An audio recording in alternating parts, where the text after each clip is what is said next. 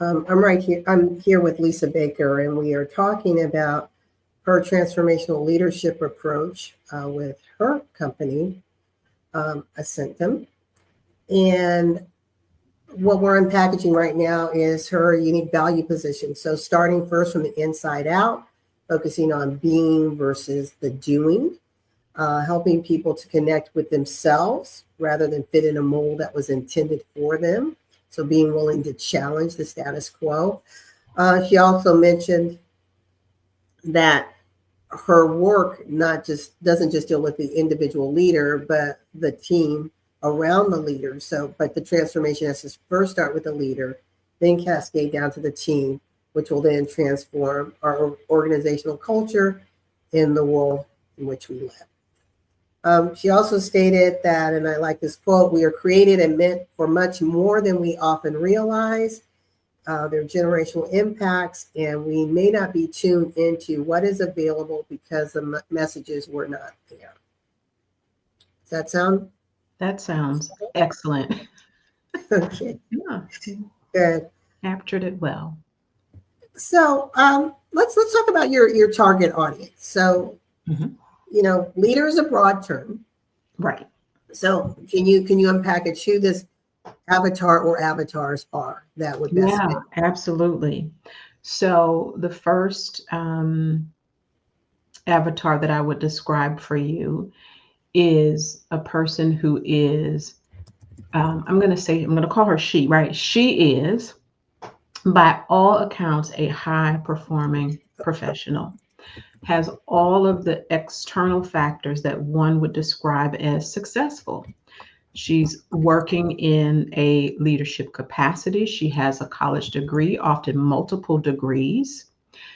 She is considered top talent in her organization. And when she asks for feedback, people will tell her, oh, you're doing well, just keep doing what you're doing. And yet, as she looks around her, she realizes that other people are who are less educated, less articulate, maybe often less talented, are being promoted over her. And yet they keep telling you, you're a top performer, just keep doing what you're doing. And so she's confused because she doesn't understand why she's not achieving what she knows she's capable of and believes she's meant for. But she doesn't know how to navigate from where she is now to where she really knows she's meant to be. And so she starts to doubt herself. Maybe I need another degree. Maybe I need to take a lateral move before I'll be ready. Just question herself, like watching podcasts, reading leadership books, following all the gurus, and yet she's not getting there. And that's where I come in. And starting with that identity piece and all that we talked about, so she can get really clear about who she is. And when she's able to shift how she sees herself and can talk about herself and the value that she delivers in a way that resonates with the people in positions of power, she then garners sponsorship and gets into those roles that she wants because she's reclaiming her own power and really operating from her unique area of greatness. That's my ideal client avatar. So you're focusing primarily or solely on women in leadership? My clients, ironically enough, happen to be diverse. I have male and female clients, but my heart is for women. So yeah, my practice, I have probably 70% female to male clients. Now, by extension, what happens is when I work with my ideal client, often what happens is she says, yeah, I need some help or support for my team. Can you come and work with my team? So then I do, facilitation of leadership development meetings, like those kind of leadership retreats to help the team then, elevate how they communicate, understand the values for the team, figure out what the strategic imperatives are and how they can, create a plan to get there. So that then is how the work evolves to those, to the team and the organization. But it often for me starts with the individual leader. Okay. Um, I and I'm throwing this out at you because we're developing.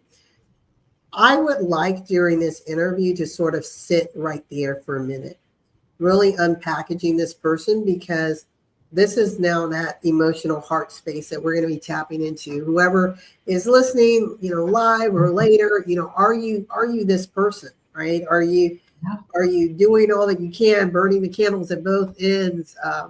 And then you're wondering, well, why do I feel like I'm stuck? Yeah. Um, and I think I also within the Black and Brown communities, one of the things, let me back up. One of the things that I like to do is make the show relevant, to what's happening right now. And Mhm. I was listening, I think it was MSNBC last week, said 300,000 women, Black women, just in this year alone, have lost their Lost their positions. job. Hmm. And, when you see that happening to the right and left of you, um, that also does something to you, when you're talking about this self-doubt, Hmm. and the question, when will I be next? When is my turn? Yeah. Yeah. Right. Yeah. So I would like to, and again, this is totally up to you because it's your show. I would like to explore that.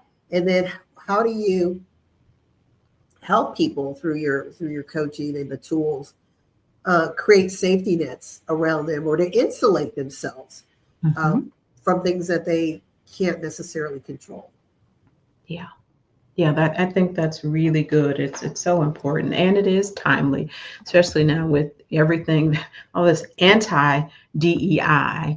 What does that mean? How do we, how does all of that then, amplify the challenge that these women face? Okay. I'm just taking notes, and what I'm writing, you'll actually get a summary tomorrow to Okay. look at. And as I mentioned, this will be a conversation. There won't be pre-scripted Yeah, questions, we're just but talking. yeah, but I just kind of want to flow, and this will show you where I will land at Hmm. different I points like in the that. conversation. Yeah, I love that. One I was just thinking too, as you were asking about that, one of the stories that I shared with a group that I was speaking to last weekend was a group called Black Women Invest. And so we were talking about money, but I shared how when I was working at Microsoft, before I left, we got a new regional VP. And in my very first meeting with him, he basically told me I was the weakest link on his team. Hmm. He Wow. said, Lisa, I didn't ask, but if I had asked the team, I'm sure if I'd asked the team who's the person that adds the least value, I'm sure they would have said you. That's my very first meeting with him. He just took over the region. We've never had a conversation. You didn't ask anybody, but yet that's what the team would say. Well, how would you know that? Wow. That's the kind of junk that can, you know, chip away at our confidence and cause us to doubt our own abilities and greatness that really is there. And so I shared when I left the company because of him. He made it so uncomfortable, but he really did me a huge favor. It was truly a blessing because I left and I went to what was then GE Capital Retail Finance. It's become Synchrony. And the person who hired me into Synchrony said of me, he didn't know that I overheard him because I was walking away from him, but he turned to the person that he was talking to and said, "That's the best hiring decision I ever made." Wow. What changed?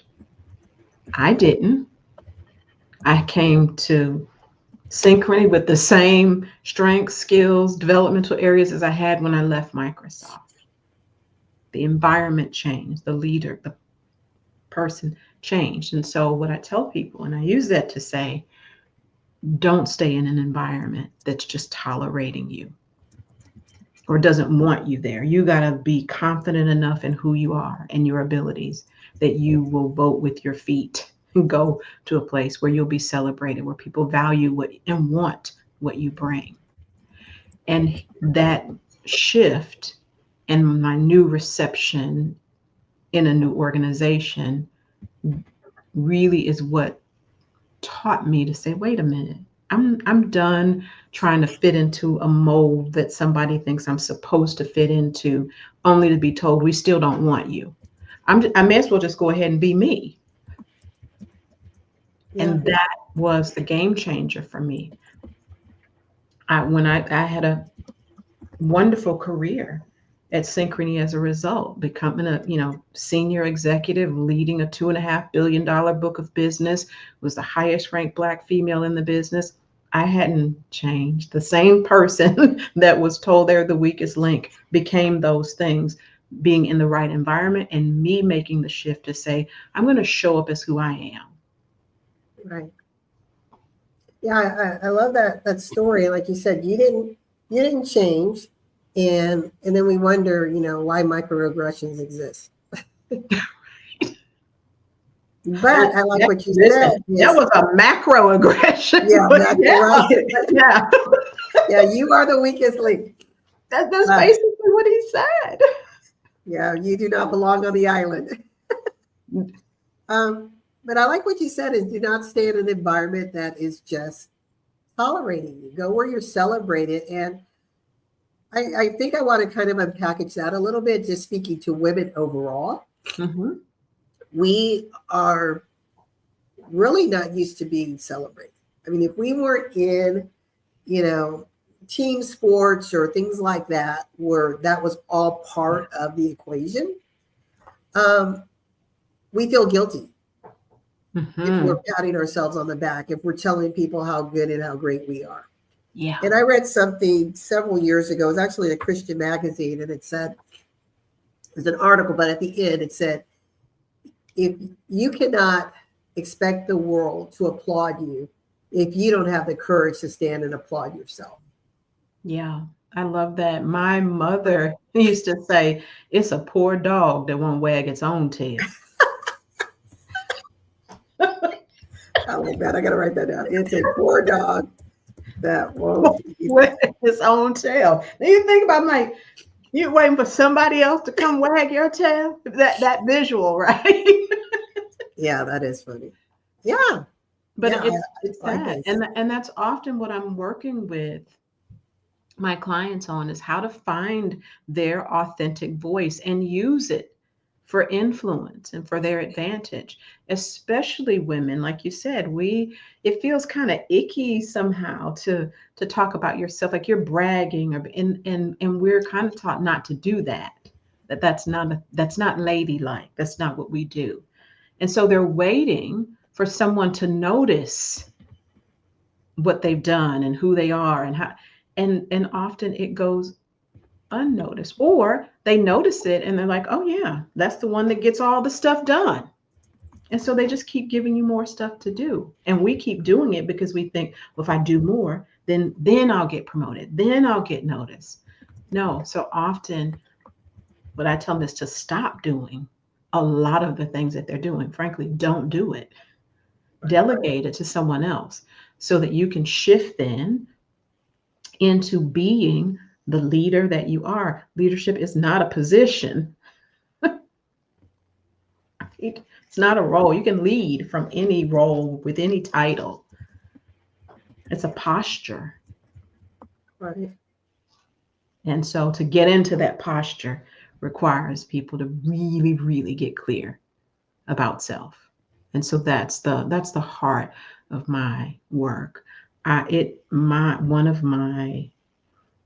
One of the things that grieves me is when someone cannot recognize their own value, when they don't see their own beauty, their own greatness.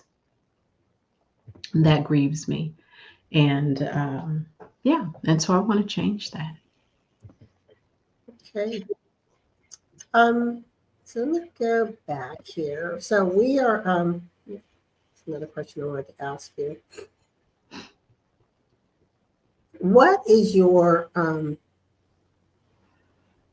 at the end of this, so remember it's going to be 55 minutes interview, but you're going to have 5 minutes where it's just going to be you on the screen, and that can be your pitch fest, teachable moment, whatever it is, however you want to shape it. That's totally up to you. Mm-hmm. At the end of that, what is going to be your big call to action? That's a great question to think about, even what I want to pitch and what would be that call to action. You don't have to know now, but just think about that. So, I don't want you to do, okay, I've gone through this great teachable moment, and then I'm like, okay, back to you, Lawanna. And I'm thinking, but you didn't ask, right? what do you want them to do next? What I want you to do as a result, like, Yes. Okay. follow me, connect with me, attend this event, buy this book, whatever the thing is. Yeah, Right. but some action out of it. And I think because we'll be talking a lot about, sort of this transformation, this inner work, the two potential things come to mind. One, of course, it's just to, connect with me. But I'm thinking too, I could offer, a download. There I have a workbook On your website? on Networking? transformational leadership guide. This was something like that gives them a thing of value, but then also that gives me their contact information. So there. Okay. But I will give that some thought. And I have a question for you once you've gotten all the information that you need, Okay. You can ask. So what I'm wondering is, I mentioned that I am working on redoing my website so that all the copy aligns to really where I am now. And I'm wondering if doing this interview after that's done is important, so that if someone, they go to the site, or they, to look for me, and they what they see on the site will match what they heard on the show. Today, it might feel a little bit soon will you have disconnected. your site? What's your target date for your site? I'm going to figure that right now, because I had to fire the developer because it's been way too long and they haven't made progress. So I'm wrestling it back.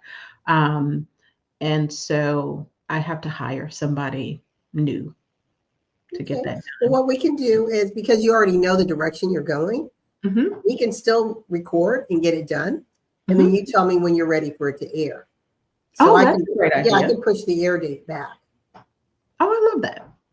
Say great minds. Okay. Will your platform still follow the GROW formula? Yes. Yeah. Okay. That won't change. That's core to okay. what I do. Yes, I'm going to bring that up as well. Go back up here.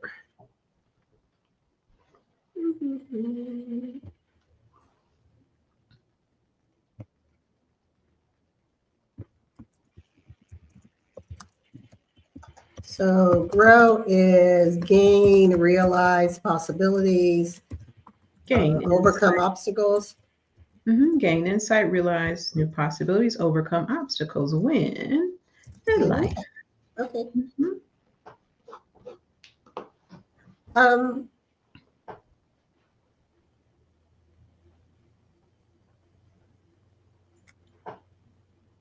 So let me walk you through what I have so far. So starting at the beginning,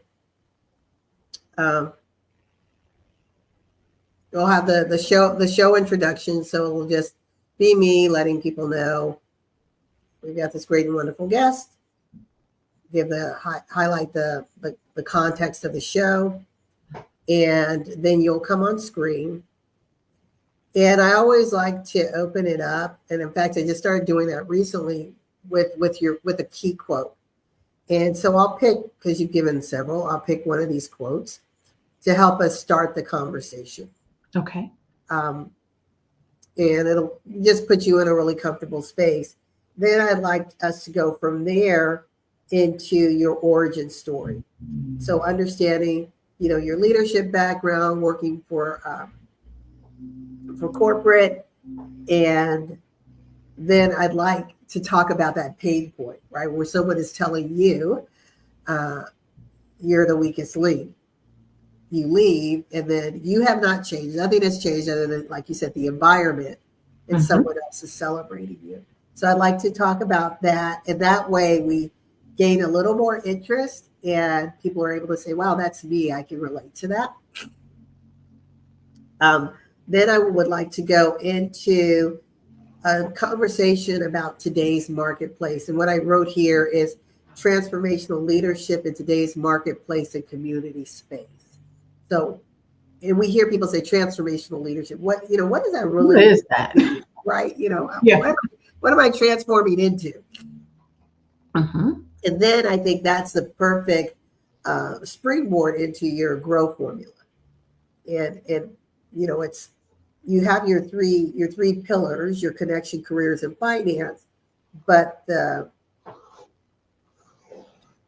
process, if you will, is this proven formula of success that you've developed. Yeah, and so that's one thing that will shift too. I still do that work on those pillars, but in the new site, it will not mention the pillars like that, because again, what has happened is over time that work is just because it's just gotten integrated. And when someone needs work on their finances, yes, I help with that. So that's why I'm thinking too, again, just so that everything fully aligns. But so we won't mention those pillars. We'll stay focused on the formula, and then we'll talk about the audience alignment. So who this is for, kind of unpackaging that avatar. I would like this. This is called Raw Talk. I would like to talk about the real world of microaggressions, because even our white counterparts, they don't think it exists. And I think no matter what role you are in, in the corporate space and, the entrepreneurial space, if you have an awareness, maybe you don't experience, but at least if you're aware, right, then you can put things into place to mitigate these concerns. So are you okay with me? Yeah, absolutely. Listen, I got microaggression stories for you. Okay. Yes, absolutely. It's so important because we face it more often than should still exist in this day and age. Okay. And then you'll think about what you're going to say as far as your brand spotlight moment, those 5 minutes. And you'll determine whatever the call to action will be. It may be the transformational leadership guide, it may be something else, but at least I want you to think about that.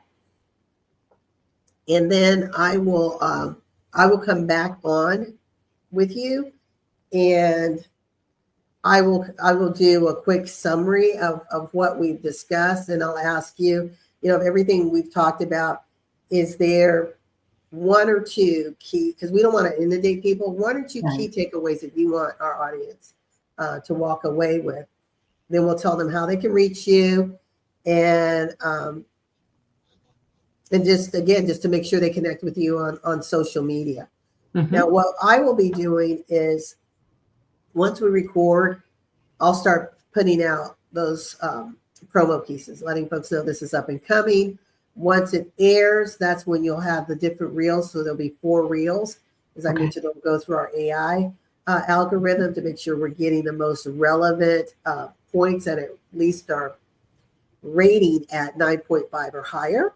And that we'll send that out, but we'll also say, if you missed the show, you can go here and look, you can go here, and by the way, connect to Lisa. So there'll just be different ways that people can continue to go back.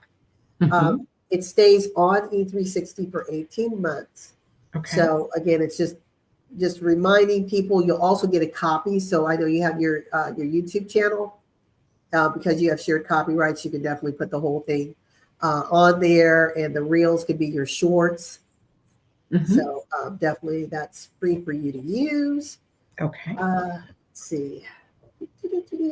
Gone over your unique value proposition. We talked about your key audience and teamwork.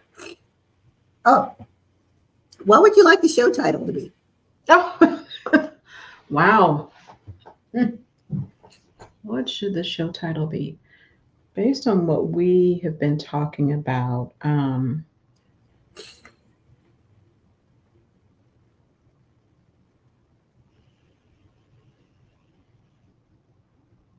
You said something, and I don't know where I wrote it, where I read it, but you said triumph and transformation. mm-hmm. So we could, again, just something to Yeah, think about. yeah, We that's could say, yeah. I was thinking it's something about what the words I was playing around in my mind, but it's really about how how to sort of how to become you know um, the I don't have to play with words, but the leader, the person that you want to be with, or how to achieve that level of how to become this successful leader that you desire to be without losing yourself. That I need this the without losing part that's important. Like how do you get this without that? Is what I'm trying to okay, think. I'll come up with a couple of show titles, and this will be in your speaker preview sheet, and then you can tell me. I'll come up with about 5. Yeah, yeah, That center becoming around becoming a leader or becoming that leader without losing yourself, mm-hmm. something along that, and then you can tell me which one Yeah, fits with you. Awesome. Yeah. Let's see. Anything else? I think I got everything. Yeah, I have everything. So Okay. the next step is Miriam will contact you for a date for interviewing. So I'll let her know. We will schedule the recording, but Mm-hmm. we are not looking to air it until you say I'm ready to go. Yeah, and I'm getting on that between today to really find somebody that I can trust who can get it done quickly. And I'm trying to accelerate that process by me doing the copy writing. So I feel good with it. I just need somebody now to go and implement. Okay. Yeah. I'm looking at my recording schedule right now. It's probably going to be between the 27th of August and the 9th of September. But Miriam will double check. But right now it looks like I've got a lot of flexibility there. In that frame. Okay. Yeah, that can work. That might be just perfect. Okay. And so we'll plan for an hour. Like I said, it's a 55-minute show. Oh, that's what I meant to ask you, because I did see on your page, you had little mini, I like calling them commercials. Can you send me a couple of those? Because I would actually like to use your commercials as a sponsorship spot. If you don't have one, then we'll use our other sponsors. But I think the show is just more solid when we've had a conversation and we take a break and it's something that's from me. Yeah. So if you have, 2 of those that we can put in. Yeah, I'll have to look. And because what I'm thinking about, but yes, I can do that. I may have to create a new one is what I'm thinking about again, because trying to get all this stuff to align with. Right. Well, the one that I saw, I think it was on the About Us page. And it was one where you were just explaining kind of like who your company is. Yeah, that one is still valid. Yeah, that one's still valid for sure. Piece that we could use. I can definitely send you that. Okay. Yep. Yeah, so 2 of those, and we'll add those in. And I think I'm sure I got everything. Okay. Okay, so you will, again, between 27th of August, 9th of September, we'll record. We'll wait for you to tell us when to air. Okay.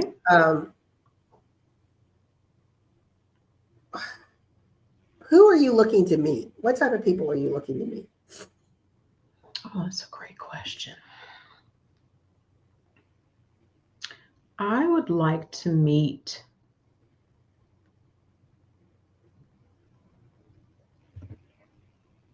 CEOs or, of businesses. So I'm going to say small business owners, but they are what I'm going to call big small businesses. So their revenue is 5 million.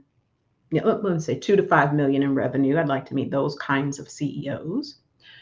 I'd like to meet corporate leaders who are in the leadership development space.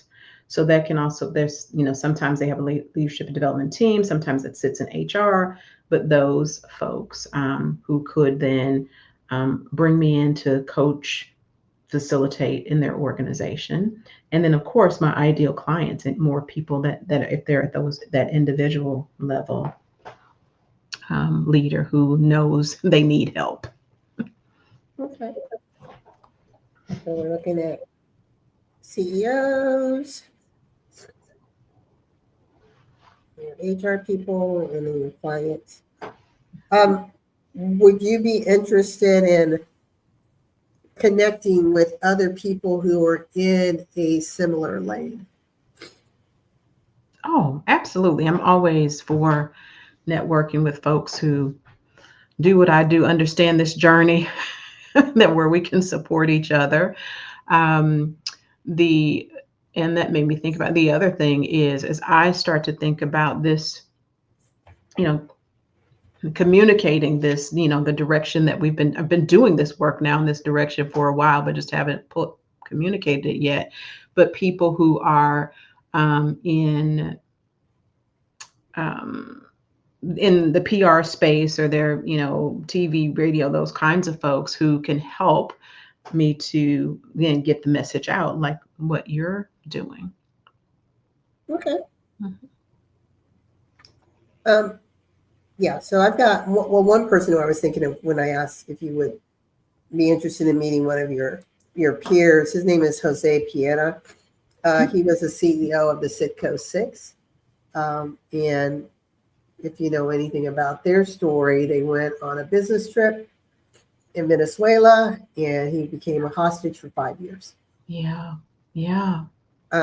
So he's just a great guy. And now that he's back, he's doing this whole thing, but talking about it from a resiliency standpoint. Oh, Taking yeah. that lived experience and then being able to translate it. Yeah, that's awesome. Love to meet him. Okay. Yeah, I know a couple. Oh gosh, I was just thinking about her the other day. Do you know a person by the name of Justine Boyd? No. Okay. She was over one of the leaderships in the Metropolitan Atlanta Rapid Transit Authority. But since then,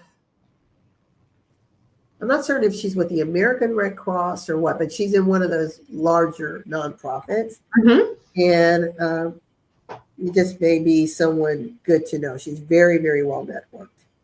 Awesome. Yeah, so I can ask her.